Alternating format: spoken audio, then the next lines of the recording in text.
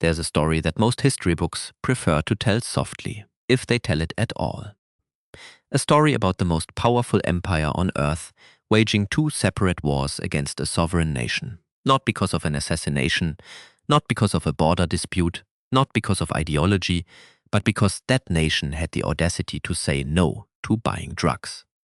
And not just any drugs. We are talking about opium, a substance so addictive and so destructive that it had already hollowed out millions of lives from the inside.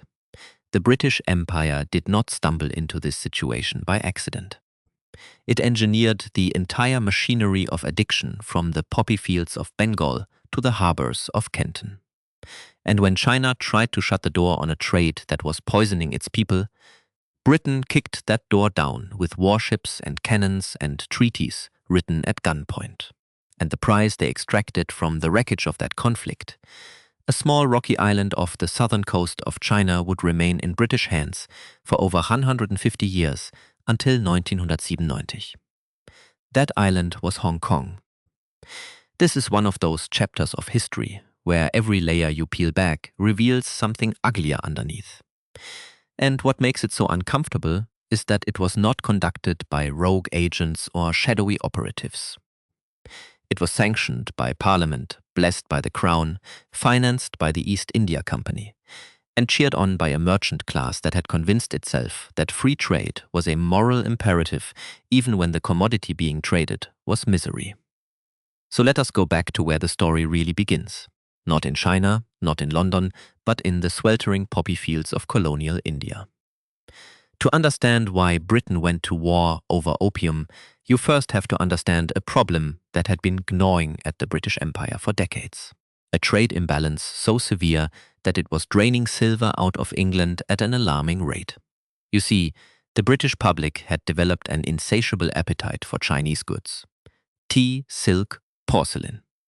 These were the luxuries that the British middle and upper classes could not live without. Tea alone had become so embedded in British culture that it was practically a national institution. By the late 1700s, Britain was importing tens of millions of pounds worth of Chinese tea every single year. But here was the problem. China did not want anything Britain had to sell. The Qing dynasty, which had ruled China since 1644, operated under a philosophy of self-sufficiency. The Chinese emperor famously told a British trade delegation that China possessed all things in abundance and that there was no need for the products of outside barbarians. And he was not entirely wrong. China's economy was enormous. Its manufacturing capabilities were advanced and its domestic market was largely self-contained. British wool, British clocks, British manufactured goods, none of it moved the needle. This created what economists call a chronic trade deficit. Britain was hemorrhaging silver to pay for all those Chinese exports. And the only thing flowing in the other direction was precious metal leaving British vaults. Now, for any empire built on commerce, this kind of imbalance is not just inconvenient, it is existential. And so, the men who ran the British East India Company, which at this point was less of a trading company and more of a private empire with its own army and its own government, began searching for a product that would reverse the flow of silver. They needed something that China would not just want, but something China would desperately need. Something that would create its own demand once introduced. And they found it in the poppy fields of Bengal. The British East India Company had established a formal monopoly on opium cultivation in the Bengal region of India in 1773. This was not some accidental byproduct of trade. It was a deliberate, calculated decision. The company developed a sophisticated agricultural system in which Indian peasants, many of them already impoverished under colonial rule, were compelled to grow poppies on their best farmland.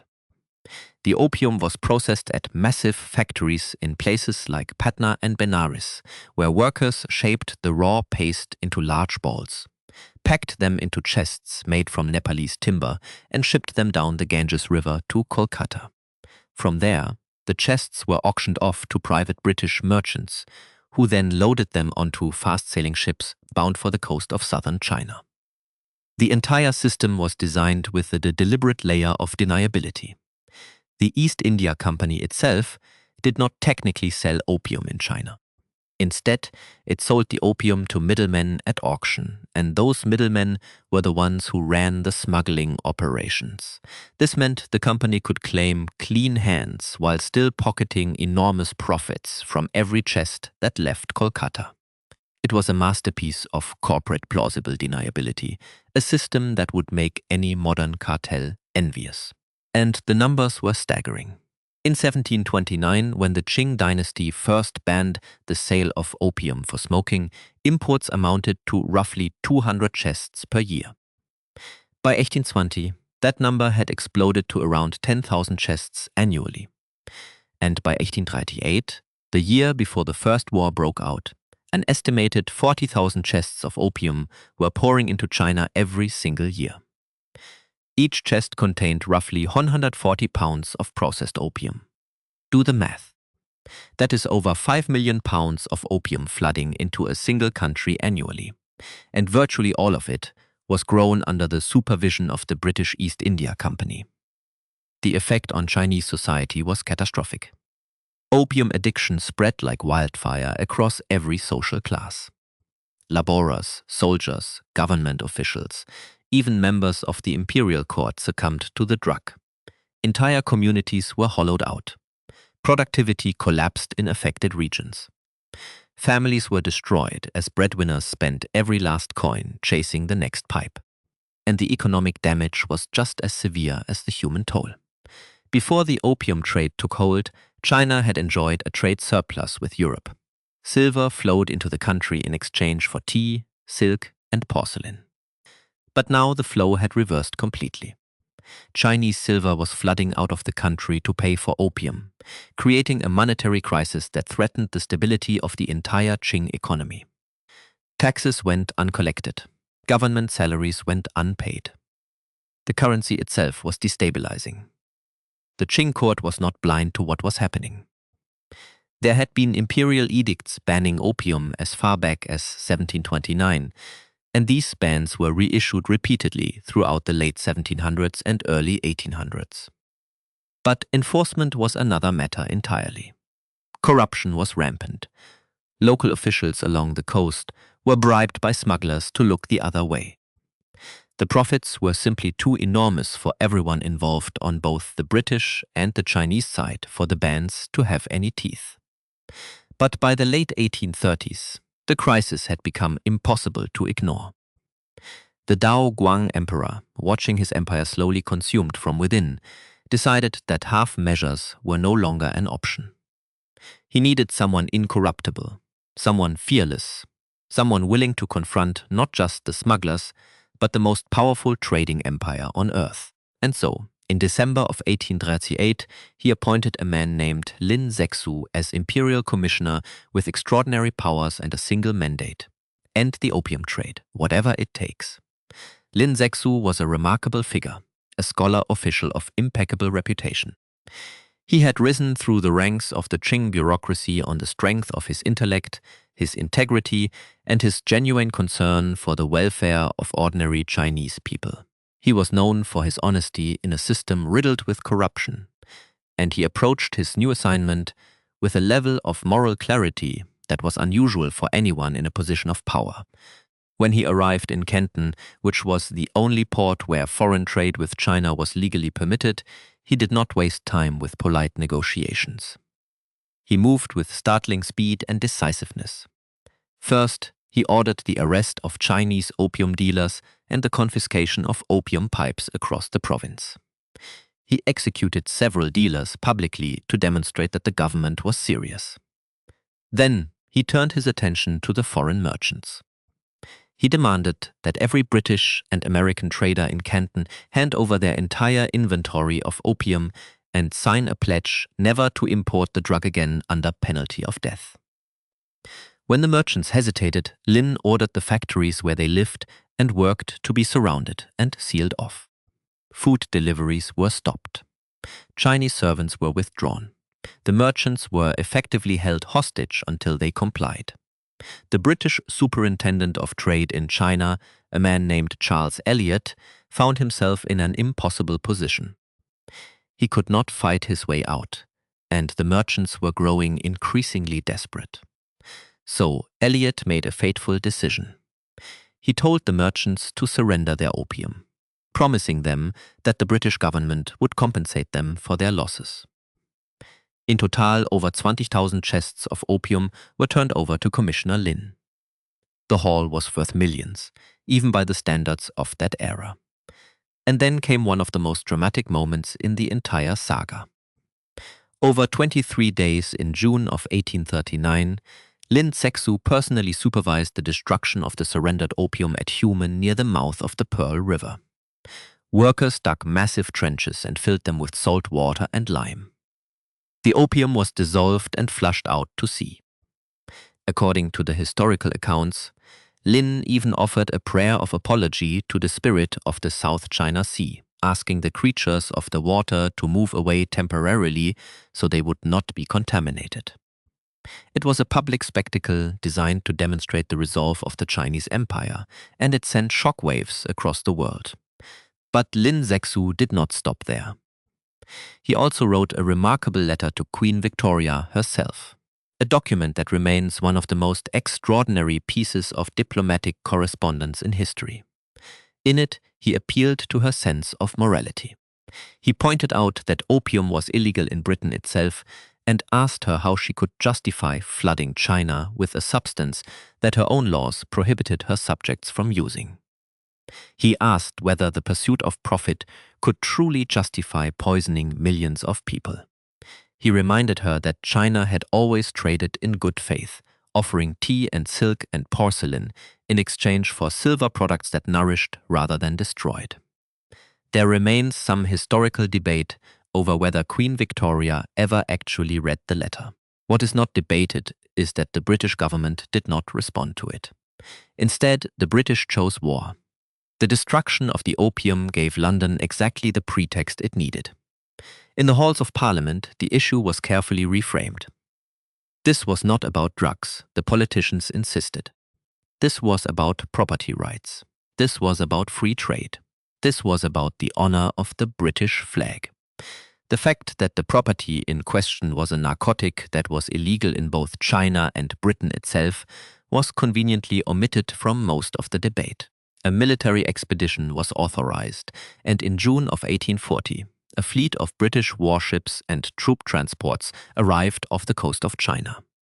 What followed was not so much a war as it was a demonstration of overwhelming technological superiority. The Qing military was enormous in terms of manpower, but it was fighting with weapons and tactics that had not fundamentally changed in centuries.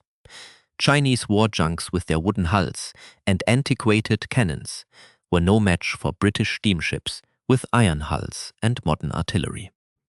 The HMS Nemesis, a British steam-powered iron warship, became a symbol of the technological gulf between the two forces. It could navigate shallow coastal waters where sailing ships could not go, and its guns could devastate Chinese fortifications from distances that Chinese cannons could not reach. The British did not march in a straight line to Beijing. Instead, they conducted a series of devastating coastal raids, seizing ports and islands as they moved north along the Chinese coast. They captured Chusan Island, blockaded the mouth of the Pearl River, and then pushed further north, threatening the vital grain transport route that connected southern China to the capital. The message was clear. Britain could strangle China's internal supply lines at will. The fighting was often brutal and one-sided. At the Battle of Canton in May of 1841, British forces overwhelmed Chinese defenses. At Amoy, at Ningbo, at Chapu, the pattern repeated itself. Chinese soldiers fought with enormous courage, sometimes literally to the last man, but they were simply outgunned. The technological gap was not a matter of slight advantage. It was a chasm. By the summer of 1840, British forces had pushed all the way up the Yangtze River and were threatening the city of Nanjing. The Qing court, facing the prospect of losing control of the most important waterway, and the empire finally agreed to negotiate. On the 29th of August 1843, aboard the British warship HMS Cornwallis, anchored on the Yangtze River at Nanjing, Chinese officials signed what would become known as the Treaty of Nanking. It was the first of what Chinese historians call the unequal treaties, and it marked the beginning of what China still refers to as its century of humiliation. The terms were devastating. China was forced to cede the island of Hong Kong to Britain in perpetuity. 5 ports, Canton, Amoy, Fuzhou, Ningbo, and Shanghai, were open to British trade and residence, ending the old Canton system that had confined all foreign commerce to a single location. China was ordered to pay an indemnity of 21 million silver dollars, broken down as follows: 6 million for the opium that Lin Zexu had destroyed, 3 million for debts that Chinese merchants owed to British traders, and 12 million to cover the cost of the war itself. Think about that for a moment. China was being forced to pay for the war that Britain had waged against it. The treaty also established a fixed tariff system that stripped China of the ability to set its own trade duties, and it granted British citizens in China extraterritorial rights, meaning they could only be tried in British courts, even for crimes committed on Chinese soil. What the Treaty of Nanking notably did not do was mention opium by name. The legality of the trade was left deliberately ambiguous, but the practical effect was unmistakable. With China's ability to enforce its own laws gutted, and with British merchants now operating freely in 5 major ports, opium imports did not decrease after the treaty. They doubled. By 1860, roughly 60,000 chests of opium were being imported into China annually. And as for Commissioner Lin Zexu, the man who had tried to save his country from addiction, the Dao Guang Emperor blamed him for provoking the war. He was stripped of his titles and sent into exile in the remote northwest frontier of Xinjiang. It would take later generations to recognize him as a national hero. Today he is celebrated in China as a pioneer in the war on drugs, a man who stood up to imperial aggression at enormous personal cost. But the story does not end with the First War because Britain was not satisfied. The Treaty of Nanking had opened the door, but British merchants wanted it torn off its hinges. Trade volumes increased after 1842, but the British government and its commercial interests saw even greater potential for market expansion. They wanted the opium trade fully legalized. They wanted access to the Chinese interior, not just the coastal ports. They wanted foreign diplomats permanently stationed in Beijing, something the Qing court viewed as an intolerable affront to Chinese sovereignty. And they wanted the treaty renegotiated on even more favorable terms. The pretext for the Second Opium War arrived in October of 1856 when Chinese officials in Canton boarded a ship called the Arrow. The vessel was Chinese-owned, but was registered under a British flag and was suspected of smuggling and piracy. Chinese authorities seized several crew members. The British claimed this constituted an insult to the British flag, even though there was considerable doubt about whether the ship's British registration was even valid at the time of the boarding. Nevertheless, it was the excuse that was needed. France joined the British cause, using the execution of a French missionary in the Chinese interior as its own pretext for intervention. Together, the Anglo-French coalition assembled a formidable military force and launched what would become a far more destructive conflict than the First War. The Second Opium War unfolded in 2 major phases. In the first phase, between 1856 and 1858, British and French forces captured Canton and pushed north to the port city of Tianjin, threatening Beijing itself. The Qing court, already weakened by the massive Taiping rebellion that was raging across southern China, had no capacity to fight both an internal civil war and an external invasion simultaneously. In June of 1858, the Chinese were compelled to sign the treaties of Tianjin with Britain, France, Russia, and the United States. The terms were even harsher than those of the Treaty of Nanking. 11 additional ports were open to foreign trade. foreign diplomats were granted the right to establish permanent residences in Beijing. Christian missionaries were given the right to travel and proselytize throughout the Chinese interior.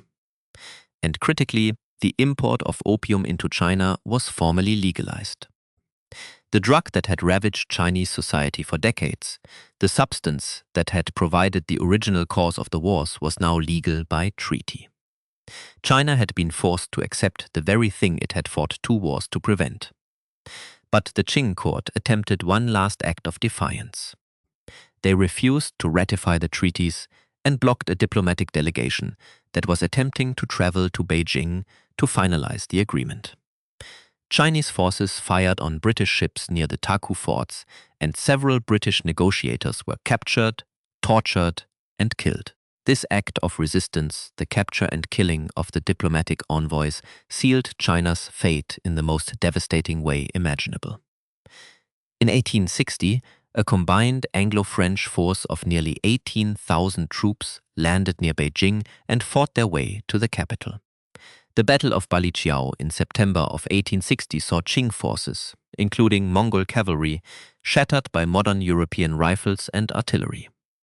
The road to Beijing was now completely open. The Xianfeng Emperor fled the capital, a humiliation that no Chinese ruler had suffered in centuries. And then came the act of destruction that still resonates in Chinese memory to this day. Lord Elgin, the British High Commissioner, ordered his troops to loot and burn the Yuanming Yuan, the old summer palace. This was not some minor government building. The Yuanming Yuan was one of the most magnificent architectural complexes in the world. It was a vast expanse of palaces, gardens, temples, and pavilions that had been built and refined over more than a century. It contained priceless artworks, ancient manuscripts, porcelain, jade, silks, and cultural artifacts that represented the accumulated heritage of Chinese civilization. British and French soldiers spent days looting the complex before putting it to the torch. The fires burned for 3 days, and the smoke was visible from Beijing itself. The Yongle Encyclopedia, which had been the largest encyclopedia in the world at the time of its creation during the Ming Dynasty, was among the treasures destroyed. Only a tiny fraction of its volumes survived. The burning of the Summer Palace was more than an act of military retribution. It was a calculated act of cultural humiliation designed to show the Chinese court that no corner of the empire was beyond the reach of Western power.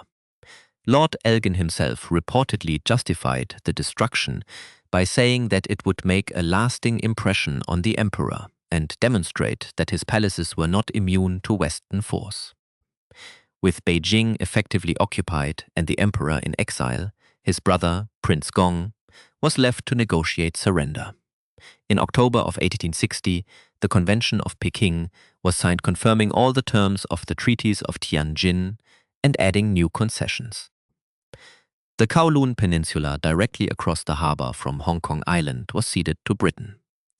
The indemnity payments were increased. Foreign powers gained the right to maintain permanent military garrisons in Beijing, and the opium trade, already legalized by treaty, surged to unprecedented levels.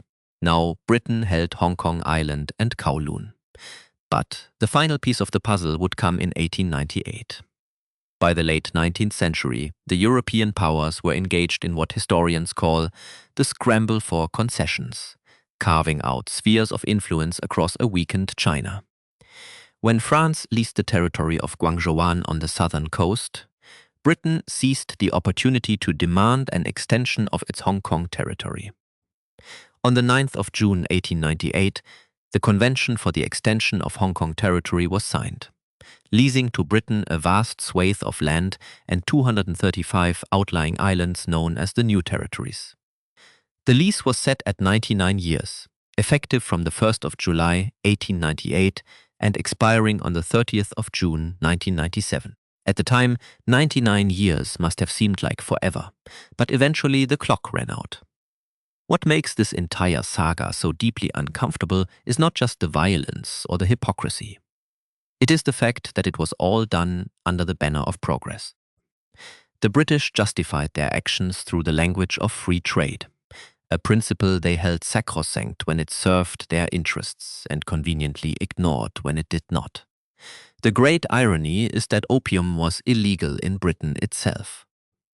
British law prohibited the recreational use of opium domestically, and yet the British government was willing to wage 2 wars to force another nation to accept that same substance. The contradiction was not lost on everyone. Within Britain itself, there was significant opposition to the Opium Wars. Members of Parliament denounced the conflict as immoral. The young William Gladstone, who would later become Prime Minister, declared that he did not know and had never read of a war more unjust in its origins. Public opinion in both Britain and America was divided, with many voices condemning the trade as an abomination. But the profits were simply too large and the strategic interests too compelling for morality to carry the day. And the profits were by any measure extraordinary. Opium revenue funded a significant portion of the British East India Company's operations in India, and the taxes paid on those profits comprised an ever-growing percentage of British government revenue. The entire colonial apparatus of British India was to a significant degree financed by the opium trade. The poppy fields of Bengal and Bihar were not just agricultural enterprises, they were the financial engines of empire. And the human cost of that engine was borne entirely by the people who had no voice in the arrangement. The Indian peasants who were forced to grow poppies instead of food, and the Chinese addicts whose lives were consumed by the drug. The consequences of the Opium Wars rippled far beyond the immediate military defeats. They set in motion a chain of events that would reshape China and the entire region for the next century and a half. The unequal treaties shattered the Qing dynasty's legitimacy. A ruling dynasty derives its authority from its ability to protect its people, and the Qing had demonstrably failed. The humiliation of the Opium Wars, combined with the ongoing devastation of the Taiping Rebellion, which claimed an estimated 20 million to 30 million lives, plunged China into decades of internal chaos. The dynasty limped on until 1912, when it was finally overthrown and replaced by the Republic of China. But its authority had been fatally undermined by the defeats of 1842 and 1860. The treaty port system that emerged from these wars created enclaves of foreign privilege across China's coast.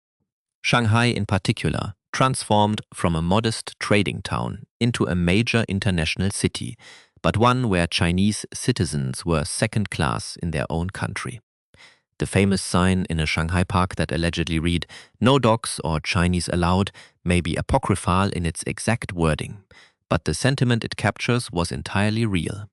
Foreigners in China lived under their own laws, enforced by their own courts, and Chinese authorities had no jurisdiction over them. This system of extraterritoriality was not dismantled until 1943. Meanwhile, the territory that Britain had extracted from China, Hong Kong underwent an extraordinary transformation. What had been a sparsely populated island became one of the most dynamic commercial centers in Asia. The deep natural harbor that had attracted the British in the first place made Hong Kong an ideal trading hub. And the combination of British legal institutions, Chinese entrepreneurial energy, and its strategic location on the shipping lanes between Europe and East Asia turned it into a global financial powerhouse. By the 20th century, Hong Kong was a thriving city of skyscrapers and container ports, a place where East met West in a concentrated burst of commerce and culture. And yet, the foundation upon which all of that prosperity was built remained what it had always been: a war fought to protect the right to sell drugs. As the 20th century progressed, the question of Hong Kong's future loomed ever larger. The New Territories lease, with its 99-year term, had a very specific expiration date. And as that date approached, the political landscape had changed beyond recognition. The China that had been forced to sign the unequal treaties was long gone. In its place stood the People's Republic of China, a nuclear-armed state with one of the largest economies in the world and a permanent seat on the United Nations Security Council. The Communist Party of China had never recognized the treaties as legitimate. From Beijing's perspective, every square inch of Hong Kong was sovereign Chinese territory that had been occupied by a foreign power. In the early 1980s, with the lease expiration now less than 2 decades away, businesses in Hong Kong began pressuring the British government for clarity. Property leases, mortgages, long-term contracts. All of these instruments required some assurance about what would happen after 1997. It was actually the British administration, not Beijing, that initiated the discussions about the handover. Prime Minister Margaret Thatcher traveled to Beijing in 1982 to begin negotiations with the Chinese leadership, including Deng Xiaoping. Thatcher initially explored the possibility of retaining sovereignty over Hong Kong Island and southern Kowloon, which had been ceded in perpetuity by the treaties of 1842 and 1860, even if the new territories had to be returned. But this position quickly proved untenable. The new territories comprised the vast majority of Hong Kong's land area. The airport was there, the water supply infrastructure was there. Hong Kong Island and Kowloon simply could not function as independent entities without the new territories. Deng Xiaoping made it clear that China would resume sovereignty over all of Hong Kong, and that there was no room for negotiation on that fundamental point. The only question was how the transition would be managed. The negotiations were tense, and at times they nearly collapsed. Economic confidence in Hong Kong plunged during the negotiation period, and there was a real fear among Hong Kong residents about what life under communist rule would mean for a city that had thrived under the rule of law, free markets, and civil liberties. But eventually, on the 19th of December 1984, Thatcher and Chinese Premier Zhao Ziyang signed the Sino-British Joint Declaration. Under its terms, Britain would return Hong Kong to China on the 1st of July 1997.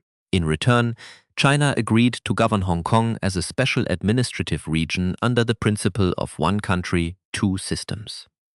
Hong Kong would retain its capitalist economy, its legal system, its civil liberties, and its way of life for a period of 50 years after the handover, meaning until 2047. The handover ceremony itself, held at midnight on the 30th of June 1997, was a meticulously choreographed event watched by millions around the world. Prince Charles represented the British Crown. President Jiang Zemin represented the People's Republic. The Union Jack was lowered, the Chinese flag was raised, and 156 years of British colonial rule came to a quiet, formal end. For many, it was the symbolic close of the British Empire itself. The last significant colony had been returned to its original owner. But the story did not end with the ceremony. The promises made in the Joint Declaration and enshrined in Hong Kong's Basic Law became the subject of increasing tension in the decades that followed.